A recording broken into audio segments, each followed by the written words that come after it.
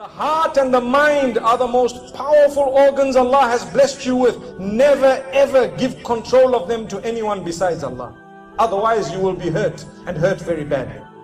A lot of people are struggling and suffering, depressed, because they gave their hearts away to someone they met on the net. And that person just used and abused. Can I tell you? There are a lot of people who suffer because there was a password.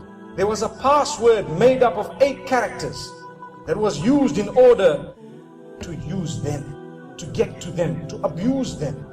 What's that password? I love you. 8 letters. And he continues telling you, I love you, and he's lying. He doesn't even know what love means. He's not focused at all. If he knew what it meant, he wouldn't be telling it to you. He would be upright. So that was the password.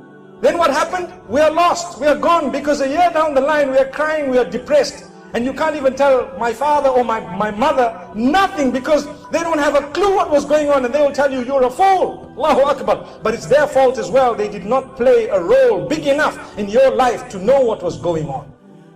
This is why we say, if you're focused, you will know your children are a ni'mah. You must be focused upon them as well. That is Allah subhanahu wa ta'ala who placed a duty on your shoulders to look after your kids. Don't allow this password that people utter to be a password straight into your heart, because anyone could say that and press enter, and that would be the right password. And so now we are caught, we are hooked. And what happens? Shaitan's got grip of us. Like I say, and I'm repeating this, the heart and the mind are the most powerful organs Allah's given you and blessed you with. Do not allow people to control that. Nobody shall control that besides Allah. Don't hand it over to someone. No, it belongs to Allah. We will only do with the heart and the mind that which will please Allah. Yes, so when you're married, you have a spouse, alhamdulillah, within the limits, you will be able to give a portion of your heart and your mind too, by the will of Allah. Why? Because that's what pleases Allah. But if you give it elsewhere, believe me, you're not focused. It's going to come back.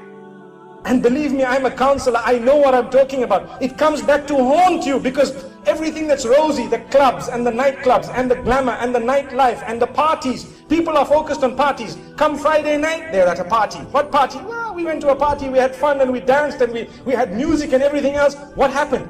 You're not focused on the akhirah, not at all. Did that party help you at all? No. What, do you want me to sit and read the Quran on a Friday night? Allahu Akbar. What an answer. What an answer. No. May Allah grant us goodness. How can you leave the home in the morning without having read 1 verse of the Quran? How? But we do. What did I say? 1 verse of the Quran. I challenge you. Do you want to make a change in your life? Before you leave the home every morning, please, can we promise 1 verse of the Quran? Believe me, it will change your life.